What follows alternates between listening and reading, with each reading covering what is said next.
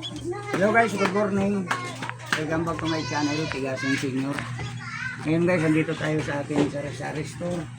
Kaninang umaga, namili ako ng mga kulang-kulang eh. Ngayon, andito ako. Babantay. Ang gagawin. Ito guys, mayroon akong ipapakita sa inyo sa mga may-ari ng rip dyan. Mayroon akong natuklasan sa kung paano yung pinakamabilis na pag-defrost ng rip. Kasi kailangan kung hintay mo kasi guys na pusang matunaw ang yelo sa pressure, matagal. Pero natuklasan ko na may paraan pa lang na iba para madali. Ganito guys. Action. Yan guys, oh. Ang ginawa ko, sinup ko muna sa switch. Tapos sinugot ko sa cord. Ang kakapal niyan guys na yelo dyan, kaya siguro 5 days na yun nandiyan nag-defrost eh.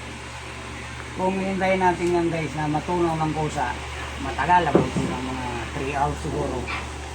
Pero nung natuklasan ko na may paraan para mabilis matunaw ang mga yelo dyan. Ito guys, tinutukan ko ng electric pan, oh. Ayan, oh. Tinutukan ko ng electric pan guys kasi yan siguro mga 1 hour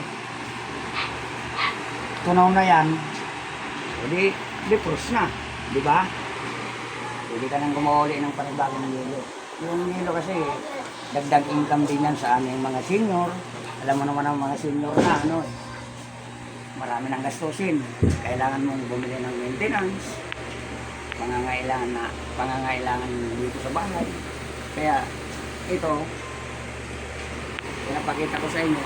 Kung gusto mo, pwede rin yung gayahin. Kasi paraan yan para mabilis ma-defrost. O kung maghihintay ka ng mga 3 hours, pwede lang ka na dahil nakatipid ka sa oras. Sa mga viewers ko dyan guys, pakishare naman, pakilike at pakisubscribe.